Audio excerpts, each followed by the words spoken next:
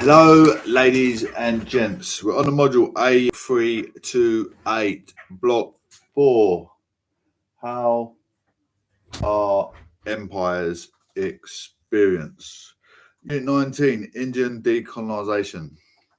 In 1906, the first bit interaction, Satyengara, his technique of non-violent resistance, his success in South Africa gave him an international reputation.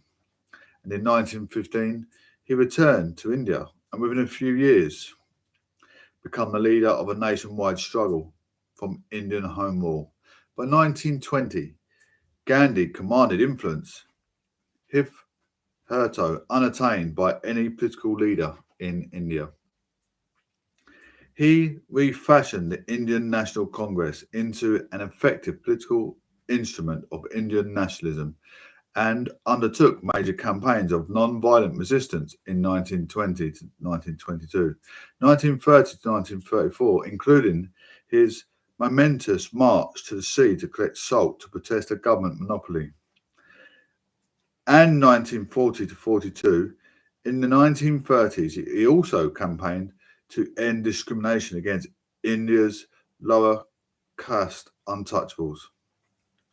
Dalits officially designated as scheduled castes and concentrated on educating rural India and promoting cottage industry. Jawaharlal Nehru, born November the 14th, 1889, Allahabad, India, died May 27, 1964, New Delhi, first Prime Minister of independent India. Son of the independence advocate Military Nehru, in 1861 to 1947 to 64, son of the independence advocate Military Nehru, 1861 to 1931. Nehru was educated at home and in Britain and became a lawyer in 1912.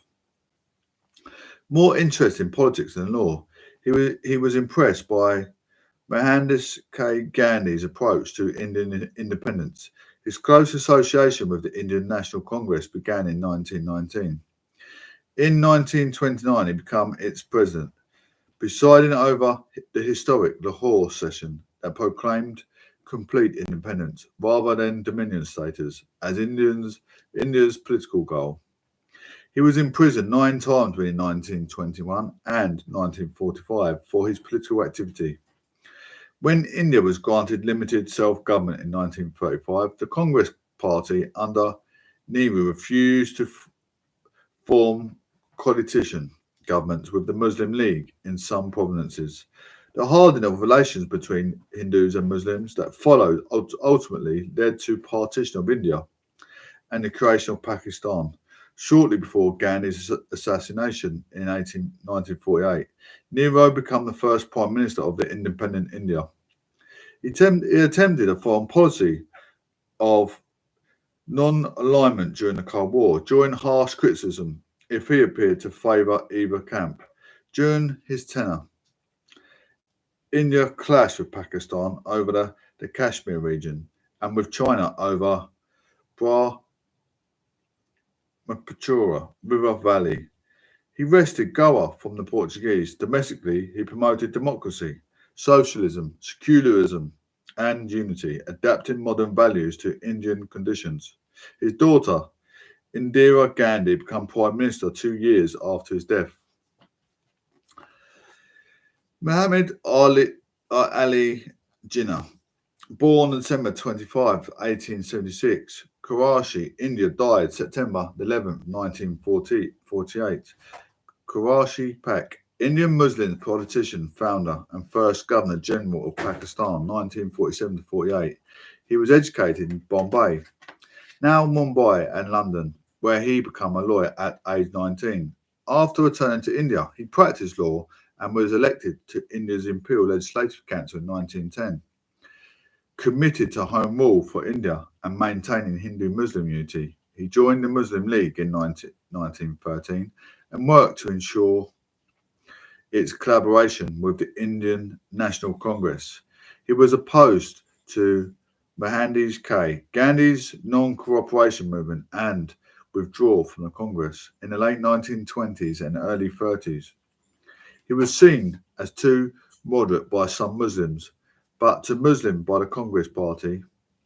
From 1937, when the Congress Party refused to form coalition governments with the Muslim League in the provinces, Jinnah began to work for the partitioning of India and on creating a Muslim state. Pakistan emerged as an independent country in 1947 and Jinnah became its first head of state. He died in 1948, revered as the father of the nation. India achieved dominion status in 1947, but the partition of the subcontinent into India and Pakistan was a great disappointment to Gandhi, who had long worked for Hindu-Muslim unity. In September 1947, he ended rioting in Calcutta by fasting, known as the Mahatma. Great soul, Gandhi had won the affection and loyalty of millions. In January 1948, he was shot and killed by a young Hindu fanatic. The solvents of empire. Let us now remind ourselves here of what you read in the block introduction. Namely, let's consider what Darwin has stated as the three major solvents of empire. The metropolitan, for instance, changing attitudes to empire, changing power and population relative to colonies, a key decision concerning colonies and empire as a whole. Peripheral. In the colonies, for instance, growth of the positive and negative nationalism, both in the short and long term, and their perpetuaries of action and key concepts. International, for instance, changing relative power over the metropoles due to the impact of major wars and conflicts. New sets of norms that groups can use to assert their right to self-determination, and new institutions such as the United Nations. With these three solvents in mind, think about how these can be applied to the case of colonial India. Also, think about how far they were indeed separate, and about Chatterjee's claim that sometimes they acted in conjunctions that could be both global and local. You have now had an introduction to how many different factors, international, imperial, and Indian, including the many different levels of Indian intermediaries, threaded together to shape the major characteristics of Indian decolonization. Communalism and contested post-colonial futures. What is colonialism? Colonialism has been defined in relation to South Asia as the antagonistic polarization of politics between religious and ethnic groups, particularly conflicts between Hindus and Muslims. Communalism, 2018. The question you need to bear in mind as you work through this section are, how far did different communal visions of independence shape the nature and pace of Indian decolonization? How important was the issue of communism to the outcome of Indian decolonization? 4.1. Introducing the idea of communalism. Why might Muslims have been concerned about their position in independent India, which would contain a Hindu majority population? Various Hindu extremist groups were established from the early 20th century, such as the far-right parliamentary organisation, the Rashtriya, the Swayamsevak Sanghi. RSS formed in 1925, who participated in communal violence against Muslim communities, and whose leaders portrayed Muslims as inferior and alien outsiders to an India that, in their view, should be purely Hindu. Tensions between Muslims and Jews, Muslims and Christians, and Buddhists and Muslims were exacerbated by the process of decolonization, whether in India, the Middle East, or other colonial contexts. The question of minority group status shows us that the decolonization couldn't simply be reduced to nationalism versus imperialism among Indian nationalists. There was much to be contested, principally what would be the nature of an independent post-colonial state. Would it be a secular state? Would it be a religious state? Would Hindus be privileged over non-Hindus politically and socially? Would it even be one undivided state?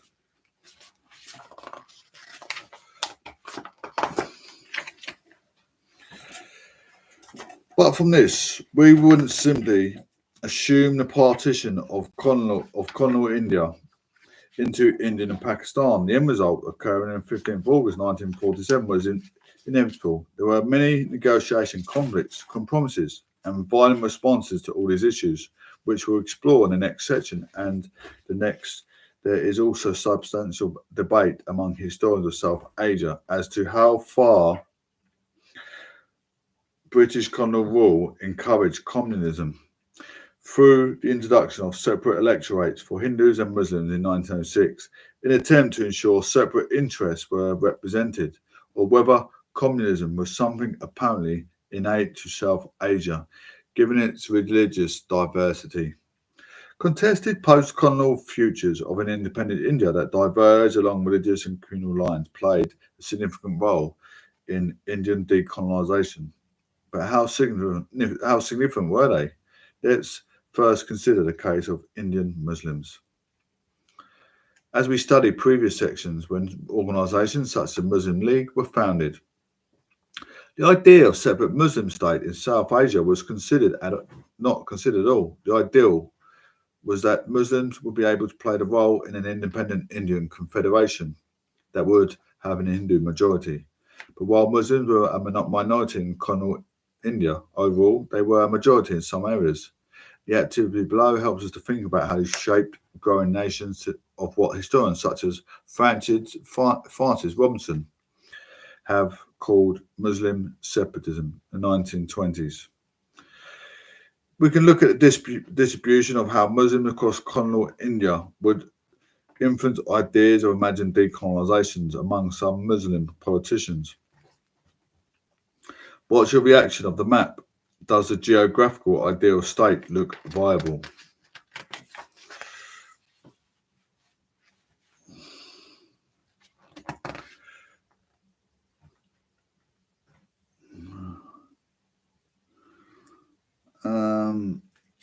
Shows you how many inhabitants per square meter.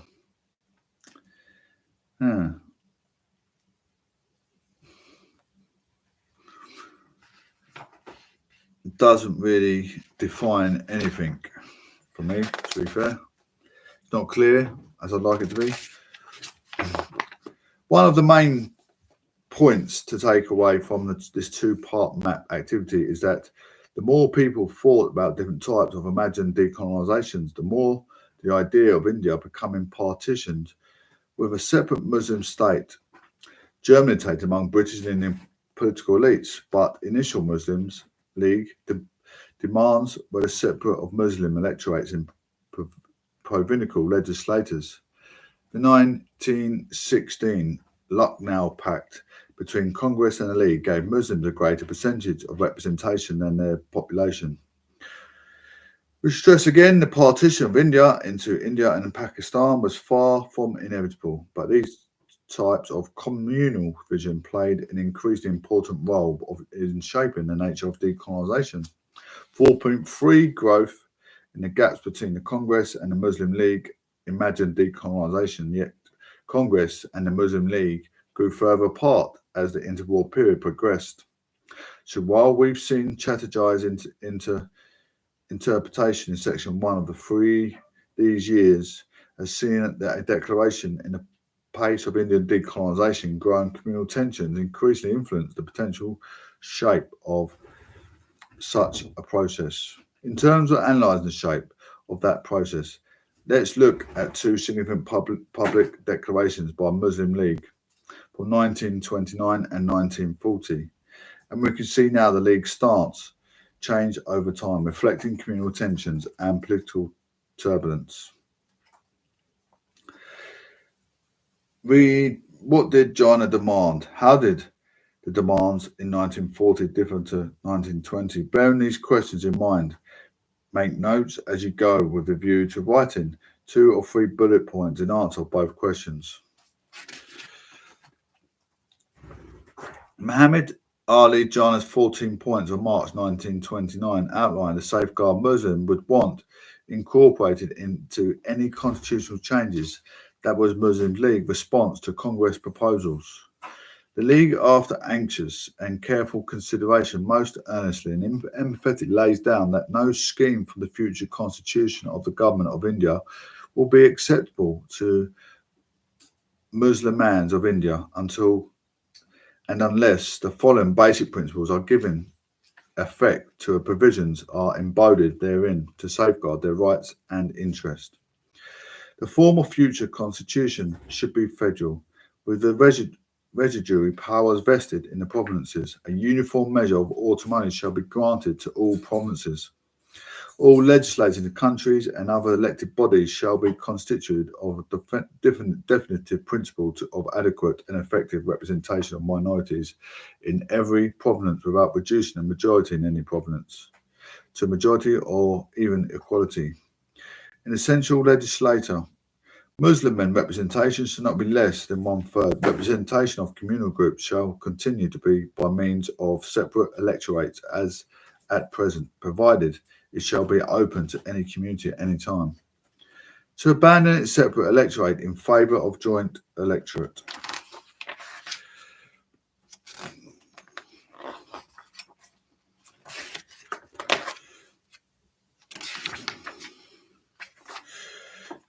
Any territorial redistribution might any time be unnecessary shall not in any way affect the Muslim majority in the Punjab, Bengal and NWF province.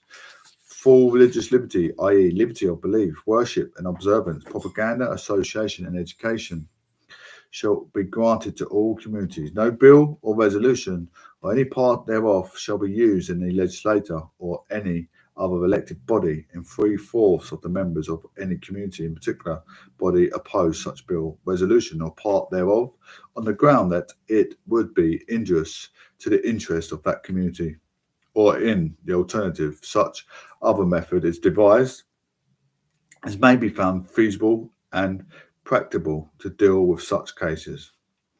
Sind should be separated from the Bombay Presidency. Reforms should be introduced in the NWF province and Balochistan on the same footing of other provinces. Provision should be made on the constitution giving Muslims an adequate share along the other Indians in all the services of the state and the local self-governing bodies having due regard to the requirements of efficiency.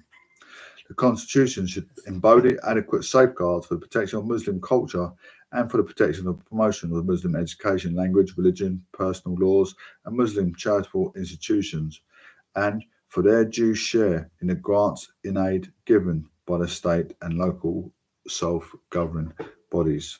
No cabinet, either central or provincial, should be formed without there being a proportion of at least one-third Muslim ministers. No change should be made in the constitution by central legislature except with the concurrence of the states constituting the Indian Confederation. While approving and endorsing the action taken by the Council and Working Committee of the All India Muslim League, as indicated in their resolution dated 27th of August, 17th and 18th September, 22nd of October 1939 and February 3rd of February 1940 on the Constitution issue, the session of All India Muslim League epiphatically reiterates that the scheme of federation embodied in the Government of India Act 1935 is totally unsuited to and unworkable in the peculiar conditions of this country and is altogether unacceptable to Muslim India. Resolved that is the considered view of this session of the All India Muslim League that no constitutional plan would be workable in this country or acceptable to the Muslim unless it is designed on the following basic principle, viz. The geographically contiguous units are democratic in regions which should be constituted with such territorial readjustments as may be necessary, that the areas in which the Muslims are numerically in a majority, as in the north-western and eastern zones of India, should be grouped to constitute independent states in which the constituent units shall be autonomous and sovereign, that adequate, effective, and mandatory safeguards should be specifically provided in the Constitution for minorities in the units and in the regions, for the protection of their religious, cultural, and economic, political, administrative, and other rights and interest in consultation with them and in other parts of India where the Muslims are in a minority. Adequate, effective, and mandatory safeguards shall be specially provided in the constitution for them and other minorities for protection of their religious, cultural, economic, political, administrative, and other rights and interests in consultation with them.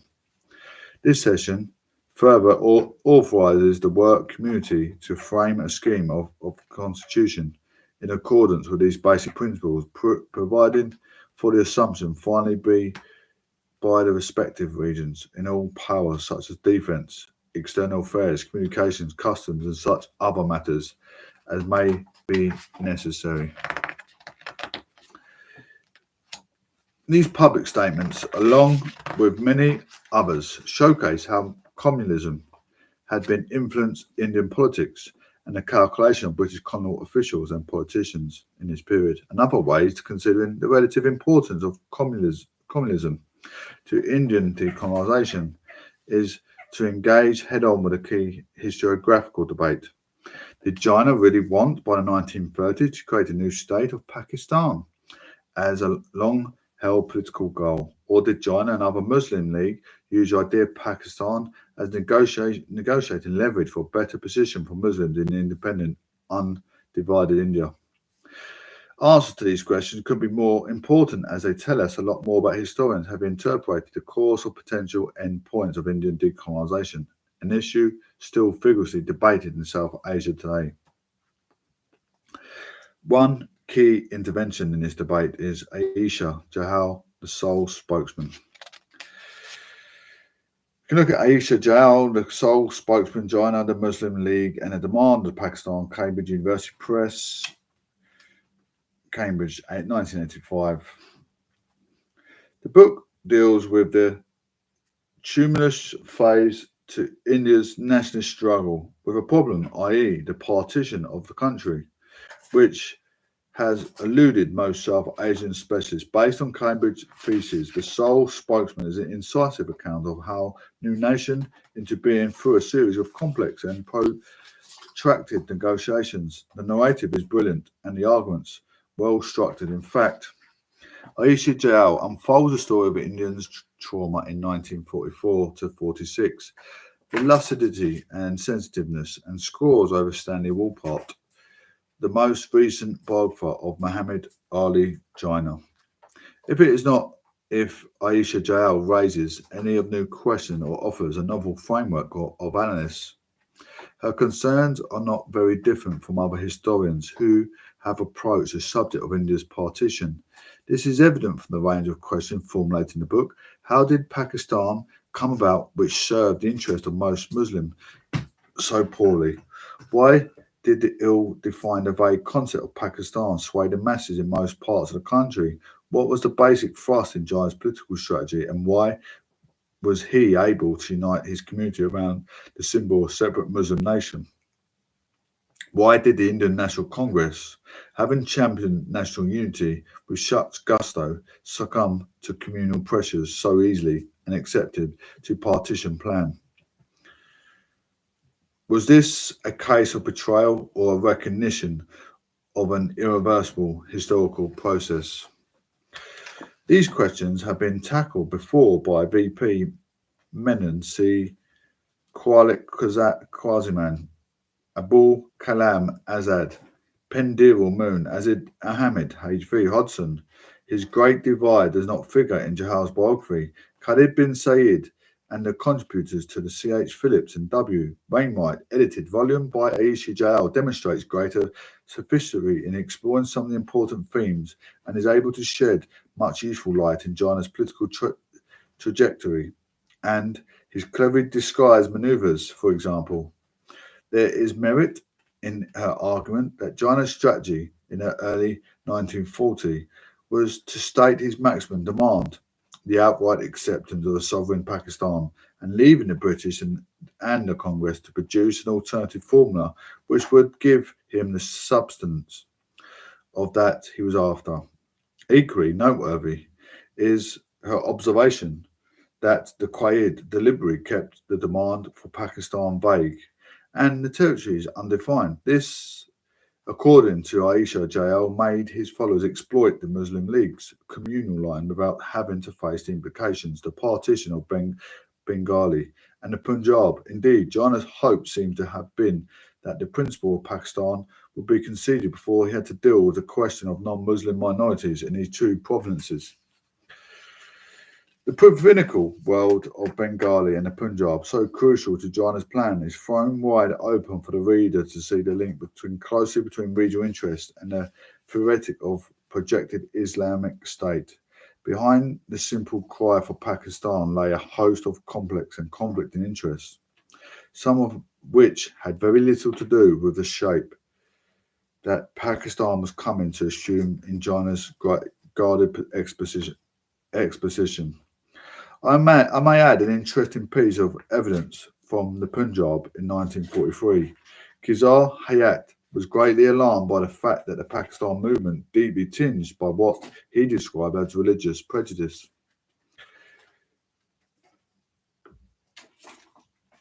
was getting widespread support in the province. He wanted Jinnah to define Pakistan and the British to turn down the idea if found unreasonable, but the Viceroy thought differently. From his own point of view, the strength of his Jinnah's position, observed Linlightgrow, is that he refused to define it, and I am certain that he refused to define it